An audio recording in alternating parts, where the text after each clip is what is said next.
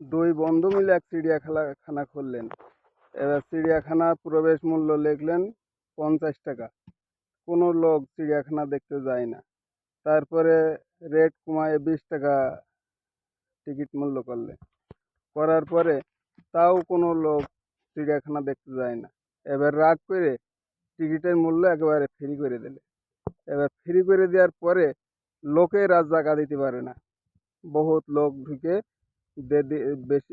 দেশি বিদেশি পাখি, পশু পাখি সমস্ত সব কিছু দেখছে। এবার এক বন্ধু যেয়ে বাঘের খাঁচার মুখ খুলে দিয়েছে। দেওয়ার পরে বাইরে বেরিয়ে এসে এই ওই মেন গেট বন্ধ করে দিয়ে এবার লিখে দিলে 200 টাকা টিকিট মূল্য, বাইরে বেরোনো মূল্য 200 টাকা।